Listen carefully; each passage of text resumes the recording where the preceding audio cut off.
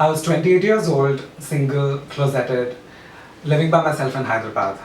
By then, my parents had reached peak frustration for me avoiding marriage. So, despite my protests, I was made to go on what we in Telugu call Pelli Chuplu. It's when you and your family visit a single woman's family, like a date with the families, a marriage interview.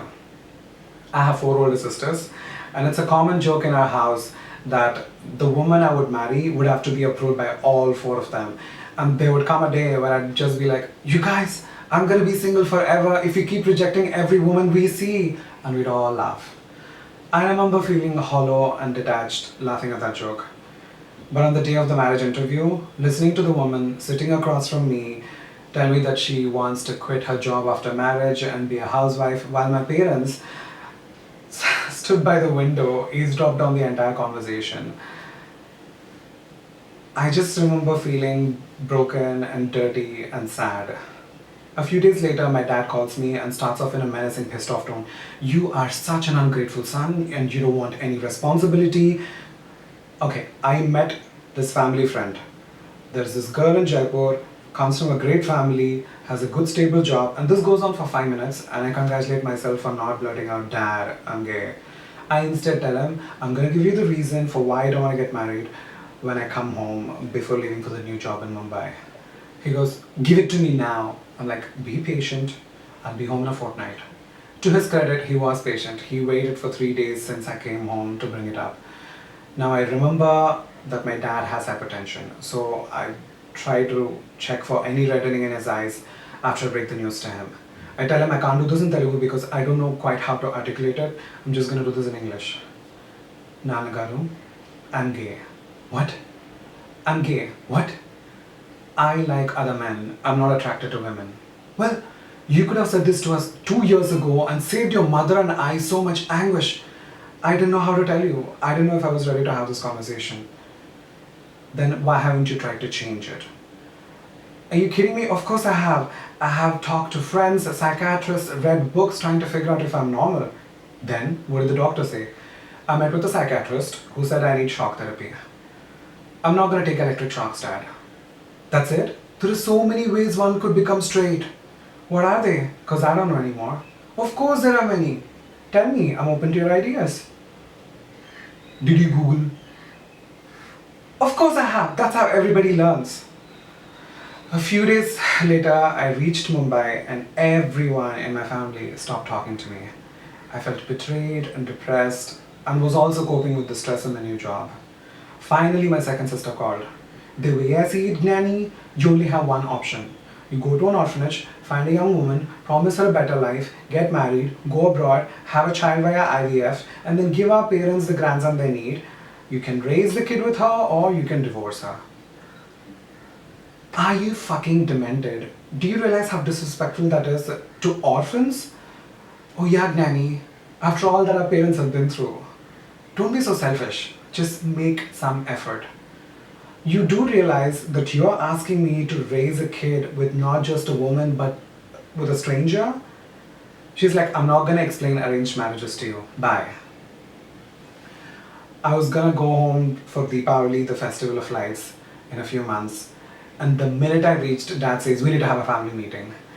Mom, Dad, and a couple of sisters were there at home. He goes, "When a man and a woman want to be together, that's in alignment with nature and society." Mom blinks confused. I am horrified. "But when a man and man want to be together, that's against the nature and the constructs of society." Mom interrupts him. "Kanaya, do you ever want to marry?" I say no. "That's it. It's clear. He doesn't want to marry."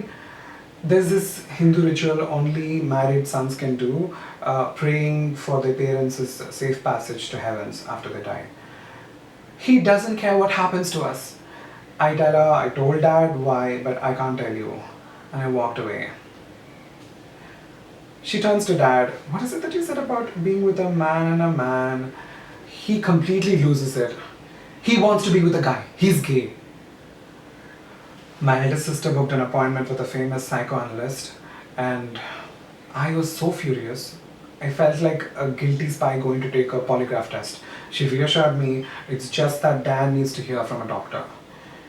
It was so harrowing to think, what if this is one of those doctors who says they can cure homosexuality? Luckily, the guy very kindly explained to dad that this is normal human behavior and there's nothing to rectify. On hearing what the psychoanalyst said, my mom goes, pray to God, miracles can happen. I'm like, Ma, remember that trip we took to Tamil Nadu back when I was in school? We went to all those temples. I prayed to every god in those temples to make me a normal, complete man. Prayers don't work, Mom. She was surprised that I knew about being gay or feeling gay at such a young age. I say, whatever you do, please don't push me away. I will never stop being your son. My mom's arranging flowers for the puja and she starts sobbing. If you're lost to a vice like drinking or gambling, I could be mad at you, but I know that this is not your fault. You have to understand, this is very hard for me. All these years I prayed for a son and he turns out like this. We hugged. So everything's okay. Cut to, we're in Varanasi taking the holy dip in the river Ganga while my mom has found a priest who will teach me a mantra to find a suitable bride. Me finding a suitable bride, surrounded by several half-naked rustic men frolicking in the water. Cut to, me taking Ayurvedic pills that will make me straight. As humiliating as that was, they did give me better boners. Coming out is not a one-time thing. It's more like pushing through a creaky door. You push some, make some noise, the wind sends you shut, repeat the process. I've come to realize that it's pointless to be angsty or angry with my parents.